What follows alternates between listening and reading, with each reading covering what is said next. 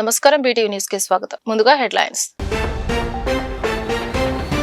May Day సందర్భంగా పబడి ముక్కలలో జరిగిన కార్యక్రమంలో పాల్గొన్న సీఎం చంద్రబాబు కార్మికుల కోసం రాష్ట్రంలో 15 చోట్ల వసతులతో కూడిన లేబర్ అడ్డాలు ఏర్పాటు చేయనున్నట్లు ప్రకటన. పునరుద్ధరించిన కార్మిక సంక్షేమ పథకాలు, కొత్త ఈఎస్ఐ ఆసుపత్రి నిర్వహణపై హామీ. పింఛన్ పంపిణీ కార్యక్రమంలో పాల్గొన్న విజయవాడ నగరపాలక సంస్థ కమిషనర్ ధ్యానచంద్ర పింఛన్ల పంపిణీ సమర్థవంతంగా నిర్వహిస్తున్నామన్న వీఎంసీ కమిషనర్. మధ్యాహ్నానికి 90% పెన్షన్లు పంపిణీ చేశామని.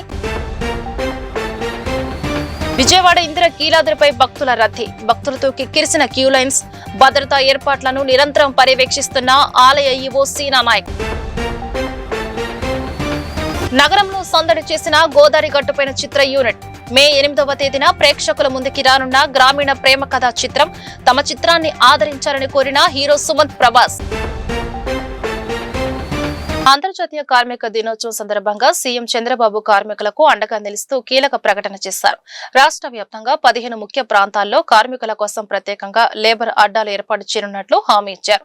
సంక్షేమ పథకాల అమలులో ఎన్డీఏ ప్రభుత్వం దేశానికి ఆదర్శంగా నిలుస్తోందని చంద్రబాబు పునరుద్ఘాటించారు. నేడు కృష్ణా జిల్లా పామరు నియోజకవర్గంలోని పబడి ముక్కలలో జరిగిన పేదల సేవల కార్యక్రమంలో ఆయన పాల్గొన్నారు.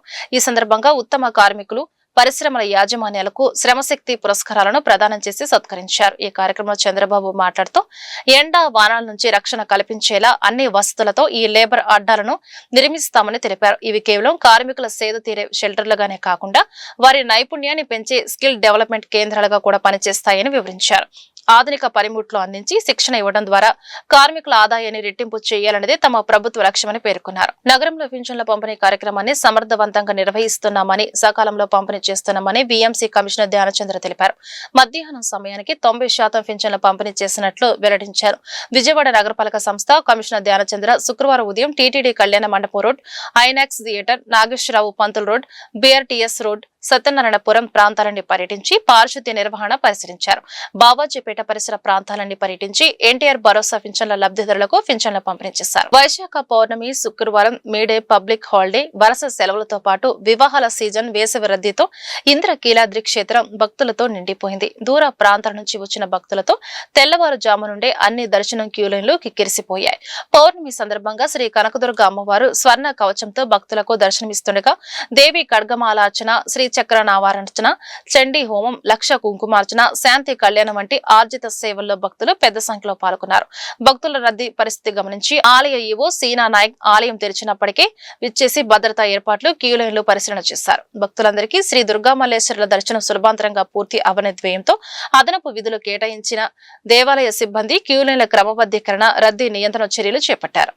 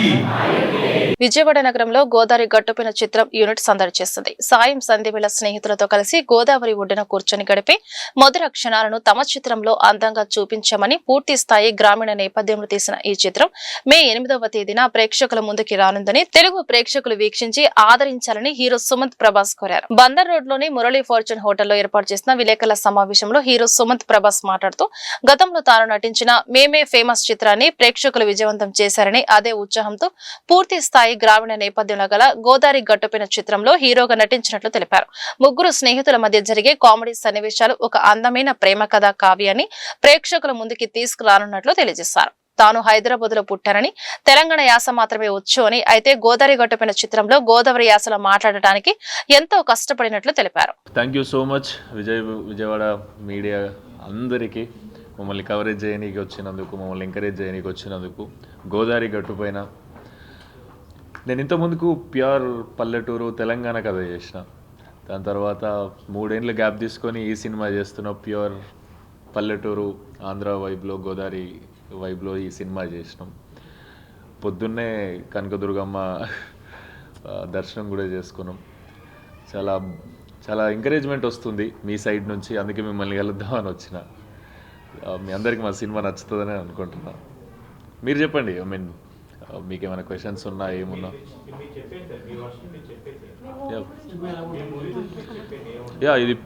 ఇది మే 8కి రిలీజ్ అవబోతుంది ఈ సినిమా.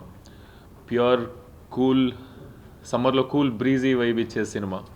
మేము ప్రమోషన్స్ కూడా అట్లే చేస్తున్నాం. ఇది ఒక ప్రాపర్ ఫ్యామిలీ ఎమోషన్స్తో. అండ్ జగపతి బాబు సార్ని మనము చాలా రోజుల నుంచి, చాలా సంవత్సరాల నుంచి తెలియకుండానే చాలా అగ్రెసివ్ రోల్స్లో చూస్తున్నాం కదా. విలన్ లాగా చాలా ఇంటిమిడేట్గా ఉంటాడు. సో ఈ సినిమాలో చాలా క్యూట్గా అనిపిస్తారు మీకు సార్. అంటే మనం ముందు అప్పట్లో ఫ్యామిలీ సర్కస్ చూసినాం, లేదా శుభలగ్నం చూసినప్పుడు మన ఇంట్లో మనిషిలాగా ఒక ఫీల్ వస్తుండే కదా సార్ని చూస్తే. మళ్ళీ ఈ సినిమాతోని చాలా సంవత్సరాల తర్వాత సార్తో చేయడం కూడా చాలా హ్యాపీ అనిపిస్తుంది. Everyone, so I don't speak Telugu, so I'll just convey what I want to say in English. So Godavari Gattu Paina, it's a very simple story, a very relatable story, a clean, neat film with so many emotional conflicts and values in it that you all can relate to in your daily life. So do check out the film on May 8th and let us know what you think. Thank you. ప్రపంచ కార్మికులందరికీ CP నగర కార్యదర్శి G Koteswararao May Day శుభాకాంక్షలు తెలియజేశారు. ప్రపంచ కార్మికుల దినోత్సవాన్ని పురస్కరించుకుని నగర వ్యాప్తంగా నేడే వేడుకలను సిపిఐటిసి కార్మిక సంఘాల ఆధ్వర్యంలో ఘనంగా నిర్వహిస్తున్నామని చెప్పారు. ప్రస్తుతం కేంద్ర ప్రభుత్వం 4 లేబర్ కోడ్లు తెచ్చి కార్మికుల నడ్డి విరుస్తుందని, కార్మికుల హక్కులను కాలరాస్తుందని ఆయన విమర్శించారు. 4 లేబర్ కోడ్లు రద్దు చేసే వరకు పోరాడాలని పిలుపునిచ్చారు. ప్రపంచ కార్మికుల దినోత్సవాన్ని పురస్కరించుకుని విజయవాడ సెంట్రల్ నియోజకవర్గంలోని 36వ డివిజన్ నందు మేడే వేడుకలను సిపిఐటిసి కార్మిక సంఘాల ఆధ్వర్యంలో ఘనంగా నిర్వహించారు. ఈ కార్యక్రమంలో సిపి నగర కార్యదర్శి జి కోటేశ్వరరావు పాల్గొని మాట్లాడారు. ప్రపంచ కార్మికులందరికీ కూడా మేడే శుభాకాంక్షలు తెలియజేస్తున్నామన్నారు.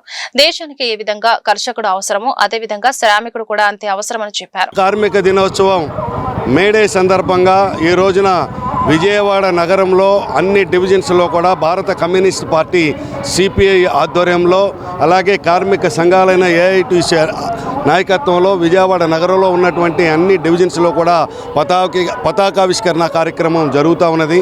ముఖ్యంగా 1886 సంవత్సరంలో అమెరికా చికాగో నగరంలో జరిగినటువంటి కార్మిక ఉద్యమంలో వేలాది మంది ఆ రోజున పని గంటల కోసం పోరాటం జరిగింది. బానిసత్వానికి వ్యతిరేకంగా 16 గంటలు 14 గంటలు పని చేయించుకునేటటువంటి పని విధానానికి వ్యతిరేకంగా 8 గంటల పని విధానం కావాలని చెప్పి పోరాటం సాగించడం జరిగింది. హే మార్కెట్లో ఆ రోజున పోలీసు కాల్పుల్లో చనిపోయినటువంటి అమర వీరుల యొక్క రక్త తర్పణంతో ఏర్పడినటువంటి ఎర్ర జెండా ప్రపంచంలో అనేక దేశాలలో విముక్తి ఉద్యమాలకి నాయకత్వం వహించింది ఈ మే దినోత్సవ స్ఫూర్తి. మే దినోత్సవ స్ఫూర్తి కేవలం ఈ రోజున కార్మికుల హక్కుల కోసమే కాదు, ఎక్కడైతే అణగారిన వర్గాలు ఉన్నారో అణగారిన వర్గాల యొక్క అభ్యున్నతి కోసం సాగేటటువంటి ఉద్యమాన్ని స్ఫూర్తినిచ్చింది. ముఖ్యంగా కులం లేదు, మతం లేదు, అన్ని వర్గాలు కలిసి ప్రపంచవ్యాప్తంగా జరుపుకునేటటువంటి పండుగే మే దినోత్సవం. ఈ రోజున మన భారతదేశంలో భారతీయ జనతా పార్టీ అధికారంలోకి వచ్చి 12 సంవత్సరాలు అవుతున్నటువంటి కాలంలో కేవలం కార్మికులు సాధించుకున్నటువంటి హక్కుల్ని తిలోదకాలు ఇచ్చేటటువంటి పద్ధతిలో యాజమాన్యాలకు అనుకూలంగా కార్మికులకు వ్యతిరేకంగా చేస్తున్నటువంటి ప్రయత్నాలకి ఈ రోజున కార్మిక వర్గం అంతా కూడా ఐక్యతతోటి రాబోయేటటువంటి కాలంలో కార్మికుల యొక్క హక్కుల్ని సాధించుకునే తీసుకెళ్లేటటువంటి దశగా ఐక్య ఉద్యమాలు చేయటమే నిజమైనటువంటి కార్మిక యొక్క స్ఫూర్తి అని చెప్పి ఈ సందర్భంగా తెలియజేస్తూ కార్మిక లోకానికి భారత కమ్యూనిస్ట్ పార్టీ సిపిఐ విజయవాడ నగర సమితి తరపున మేడే దినోత్సవ శుభాకాంక్షలు తెలియజేస్తా ఉన్నాం. ప్రపంచ కార్మిక దినోత్సవాన్ని పురస్కరించుకుని నగర ప్రజలకు ఏఐటీసీ నాయకులు పసుపులెట్టి కోటేశ్వరరావు కార్మిక దినోత్సవ శుభాకాంక్షలు తెలియజేశారు.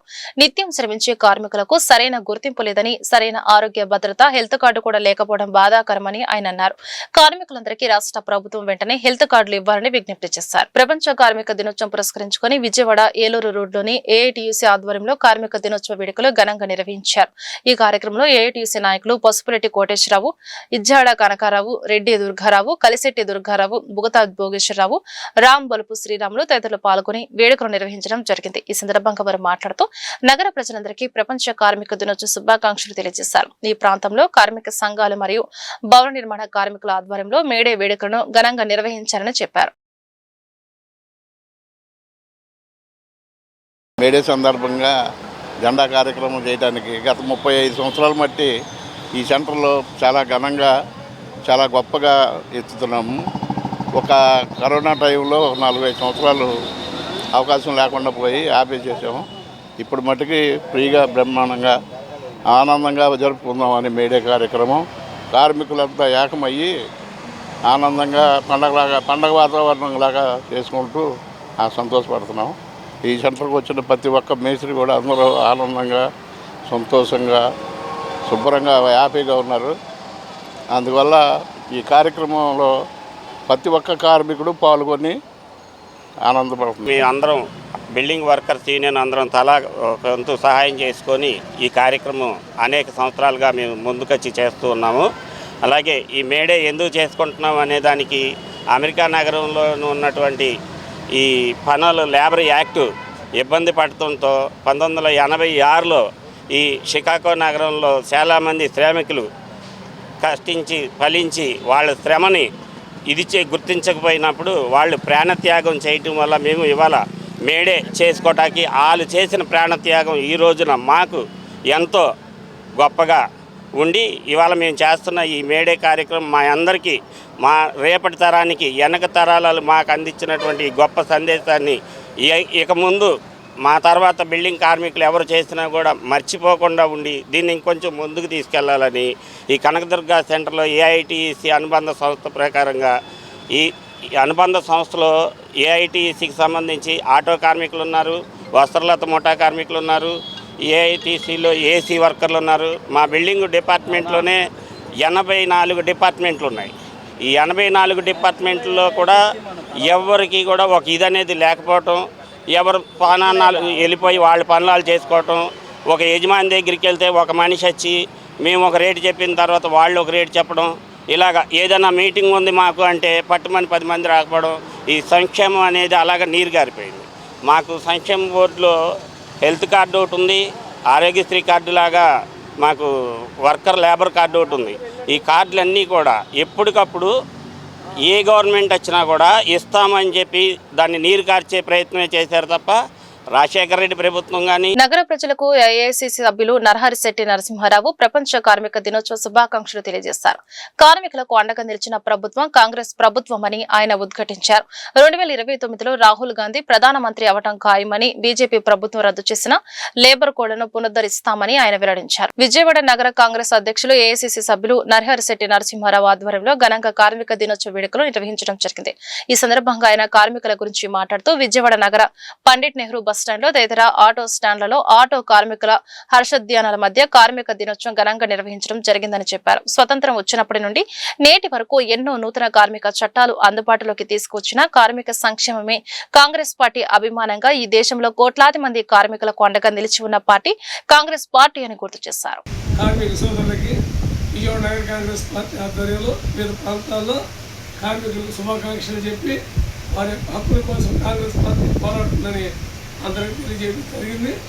వాళ్ళు ముఖ్యంగా పండిట్ నెహ్రూ బస్ స్టాండ్ ప్రాంగణంలో నుండి ఐఎన్టీసీ ఆధ్వర్యంలో నగర కాంగ్రెస్ కమిటీ ఆధ్వర్యంలో మేడే పర్వదిన శుభాకాంక్షల్ని కార్మికులకు తెలియజేయడం, జెండా ఆవిష్కరణ, అక్కడికి వచ్చిన కార్మిక సోదరులందరూ కూడా మిఠాయిలు పంపిణీ, పళ్ళ పంపిణీ కార్యక్రమం చేయడం జరిగింది. ఈ దేశానికి స్వాతంత్రం వచ్చిన తర్వాత ఎన్నో కీలకమైనటువంటి కార్మిక చట్టాలు తీసుకొచ్చినటువంటి ఘన చరిత్ర కాంగ్రెస్ పార్టీ మనం చేస్తూ ఇవాళ ఈ దేశంలో వ్యవసాయ రంగంతో పాటు ఆనాడు పంచశీలలో పెట్టినటువంటి పండిట్ జవహర్లాల్ నెహ్రూ గారు పంచశీల ద్వారా వ్యవసాయ రంగాన్ని, పారిశ్రామిక రంగాన్ని, అలాగే వైద్య విద్యా రంగాన్ని, అలాగే వైమానిక రంగాన్ని అభివృద్ధి చేశారు. అందులో భాగంగా పరిశ్రమలకు పెద్ద పెట్టేసినటువంటి ఘనత కాంగ్రెస్ పార్టీకి జరుగుతుంది. ఎన్నో విప్లవాత్మకమైనటువంటి చట్టాలను కార్మికుల కోసం తీసుకొచ్చిన ఘన చరిత్ర కాంగ్రెస్ పార్టీది. కాంగ్రెస్ ఎప్పుడు కూడా కార్మిక పక్షపాతిగా ఉండేది. కార్మికుల సంక్షేమే కాంగ్రెస్ పార్టీ అభివృద్ధిగా పనిచేసిందని కూడా మనం చేసుకుంటూ ఇవాళ అధికారంలోకి వచ్చినటువంటి ఎన్డీఏ కూటమి, ముఖ్యంగా మోడీ గారి ప్రభుత్వం కార్పొరేట్కి దాసోహం చేస్తూ, ఊడిగం చేస్తూ వాళ్ళ అదానికి, అంబానీకి, అలాగే ఈ దేశంలో ఉన్నటువంటి అపర కోటీశ్వరులు 100 మంది కోసమే ఇవాళ ఆ ప్రభుత్వం పనిచేస్తుందని కూడా మనం చేసుకుంటూ ఈ దేశంలో ఉన్నటువంటి కోట్లాది మంది కార్మికుల పక్షాన ఎప్పుడు కూడా కాంగ్రెస్ పార్టీ పనిచేస్తుందని 2029 ఈ దేశాన్ని భావి భారత ప్రధానిగా రాహుల్ గాంధీ గారు ఖాయం. దాన్ని 1000 మంది మోడీలు వచ్చినా, 10,000 మంది అమిత్ షాలు వచ్చినా కూడా ఆ విజయాన్ని ఎవరు ఆపలేరు. రాహుల్ గాంధీ గారు ఈ దేశానికి ప్రధానమంత్రి తర్వాత వీళ్ళు అయితే 44 కార్మిక చట్టాలు, 39 చట్టాలని రద్దు చేసి 4 చట్టాలు తీసుకొచ్చారు. 4 కోళ్ళని వాటన్నింటి కూడా ఒక గంటలో. వైశాఖ పౌర్ణమి పర్వదినాన్ని పురస్కరించుకొని ఇంద్రకీలాద్రిపై గిరి ప్రదక్షిణ అత్యంత వైభవంగా జరిగింది. పురాణ ప్రాశస్త్యం కలిగిన ఈ పర్వదినం వేళ దుర్గమ్మ కొలువై ఉన్న పర్వతాన్ని చుట్టి రావడం ద్వారా సకల శుభాలు కలుగుతాయని భక్తుల నమ్మకం. ఈ గిరి ప్రదక్షిణ ఇంద్రకీలాద్రి పాద భాగంలోని కామధేనువు అమ్మవారి ఆలయం నుంచి శాస్త్రోక్తంగా ప్రారంభమైంది. ఆలయ ప్రధాన అర్చకులు ప్రత్యేక పూజ నిర్వహించి మంగళ వాయిద్యాల నడుమ గిరి ప్రదక్షిణను ప్రారంభించారు. అమ్మవారి నామస్మరణతో విజయవాడ పురవీధులు మారుమ్రోగుతున్నాయి. భక్తులు పెద్ద సంఖ్యలో తరలివచ్చి కొండ చుట్టూ ప్రదక్షిణలు చేస్తున్నారు. భక్తులకు ఎటువంటి ఇబ్బందులు కలగకుండా ఆలయ అధికారులు, పోలీసులు విస్తృత ఏర్పాట్లు చేశారు.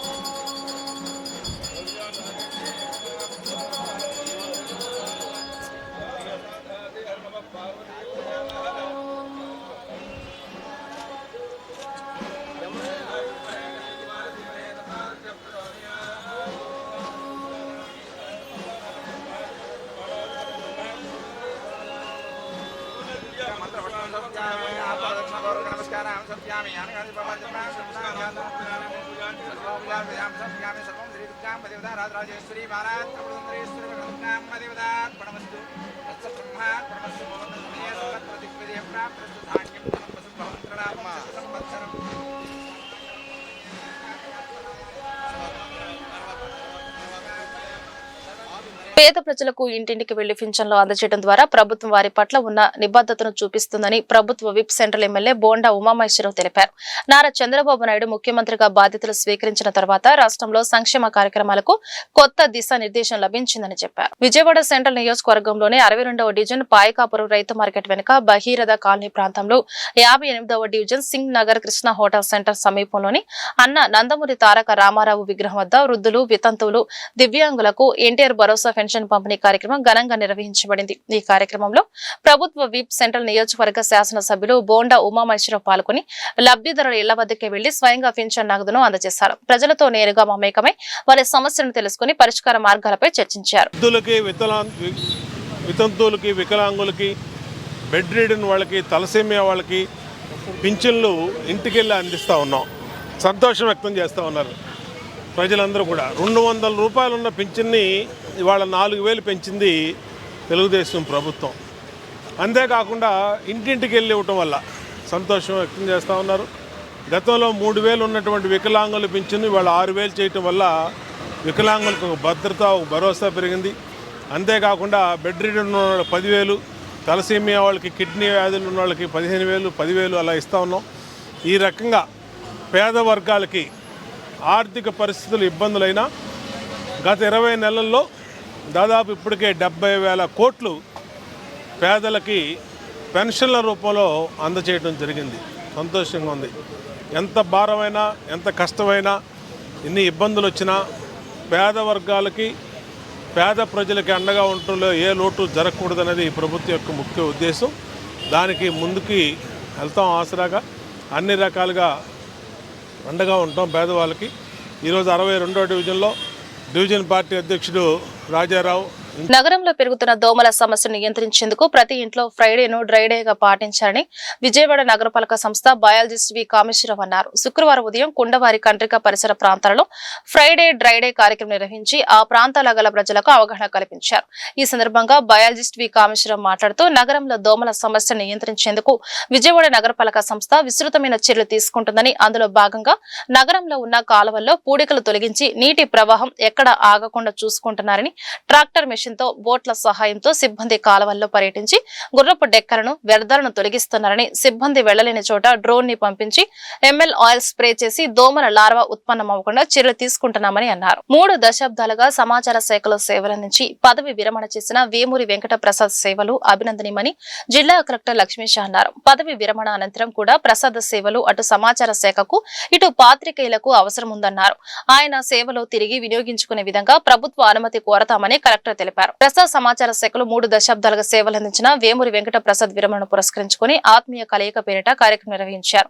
జిల్లా కలెక్టర్ లక్ష్మీషాతో పాటు సమాచార పౌర సంబంధాల శాఖ అధికారులు, పలువురు పాత్రికేయులు, మీడియా మిత్రులు ఈ కార్యక్రమంలో పాల్గొన్నారు. ఈ సందర్భంగా జిల్లా కలెక్టర్ లక్ష్మీషా ప్రసాద్ ను సెలవుతో సత్కరించి జ్ఞాపిక అందజేశారు. అనంతరం కలెక్టర్ లక్ష్మీషా మాట్లాడుతూ సుదీర్ఘ కాలం పాటు సమాచార శాఖలో సేవలు అందించిన ప్రసాద్ పదవి విరమణ జీవితం ప్రశాంతంగా సాగిపోవాలని ఆకాంక్షించారు. 29 సంవత్సరాలు విజయవాడ సెంటర్లోనే పనిచేశాను. ఈ 29 సంవత్సరాలుగా నాతో నడిచినటువంటి మీడియా మిత్రులు, వారికి సేవ చేసే భాగ్యం ఆ భగవంతుడు నాకు కల్పించినందుకు నేను చాలా గర్వంగా ఫీల్ అవుతున్నాను. ఇటువంటి గొప్ప శాఖలో నాకు పనిచేసే అదృష్టం కల్పించిన ఆ భగవంతుడికి సదకృతజ్ఞతలు. నేను నా శ్రీమతి ఇద్దరు కూడా సమాచార శాఖలో పనిచేస్తూ సాధ్యమైనంత వరకు నా సేవలు ఎక్కడ లోటు రాకుండా అందించగలిగే ఆత్మస్థైర్యాన్ని ఎప్పుడు కల్పించమని చెప్పి ప్రతిరోజు అమ్మవారిని వేడుకుంటూ ఉండేవాడిని. అలాగే ఈ రోజు వరకు, చివరి రోజు వరకు కూడా నా తల్లి నాకు ఆ మనోబలాన్ని అందించారు. చిత్ర రామచంద్రన్ జిల్లా కలెక్టర్ గారు ఇక్కడ పనిచేసిన నాటి నుండి ఈ రోజు వరకు జిల్లా కలెక్టర్ గారు లక్ష్మీశాస్త్రి గారు ఉన్నప్పటి వరకు కూడా అందరి కలెక్టర్ల దగ్గర కూడా నేను వాళ్ళకి సర్వీస్ ఇవ్వడం జరిగింది. సో ఇంతకుముందు కలెక్టర్ల దగ్గర పనిచేస్తున్నప్పుడు ఒక తీరు, ఇంతకుముందు జిల్లా కలెక్టర్గా ఇప్పుడు ఒకసారి మరించుకుంటున్నాను ఢిల్లీరావు గారు. అలాగే ఆ సార్ కూడా నాకు ఒక ఫ్యామిలీ మెంబర్ లాగా ప్రతి విషయానికి మా ఇంటికి రావడం కానీ వాళ్ళ ఇంట్లో అలాగే నేను వెళ్ళడం కానీ జరిగేది. తర్వాత లక్ష్మీశాస్త్రి ఇక్కడికి జిల్లా కలెక్టర్గా వచ్చినప్పుడు. వార్తలు ముగించే ముందు హెడ్లైన్స్ మరొకసారి. మేడే సందర్భంగా పమిడి ముక్కలలో జరిగిన కార్యక్రమంలో పాల్గొన్న సీఎం చంద్రబాబు. కార్మికుల కోసం రాష్ట్రంలో 15 చోట్ల వసతులతో కూడిన లేబర్ అడ్డాలు ఏర్పాటు చేయనున్నట్లు ప్రకటన. పునరుద్ధరించిన కార్మిక సంక్షేమ పథకాలు, కొత్త ఈఎస్ఐ ఆసుపత్రి నిర్వహణపై హామీ. పింఛన్ పంపిణీ కార్యక్రమంలో పాల్గొన్న విజయవాడ నగరపాలక సంస్థ కమిషనర్ ధ్యానచంద్ర. పింఛన్ల పంపిణీ సమర్థవంతంగా నిర్వహిస్తున్నామన్న వీఎంసీ కమిషనర్. మధ్యాహ్నానికి 90% పెన్షన్లు పంపిణీ చేశామని. విజయవాడ ఇందిర కీలాద్రిపై భక్తుల రద్దీ. భక్తులతో కిక్కిరిసిన క్యూ లైన్స్. భద్రతా ఏర్పాట్లను నిరంతరం పర్యవేక్షిస్తున్న ఆలయ ఈవో సీనా నాయక్. నగరంలో సందడి చేసిన గోదావరి గట్టుపైన చిత్ర యూనిట్. మే 8వ తేదీన ప్రేక్షకుల ముందుకి రానున్న గ్రామీణ ప్రేమ కథా చిత్రం. తమ చిత్రాన్ని ఆదరించాలని కోరిన హీరో సుమంత్ ప్రభాస్. ఈ వార్తలు ఇంతటితో సమాప్తం. నమస్కారం.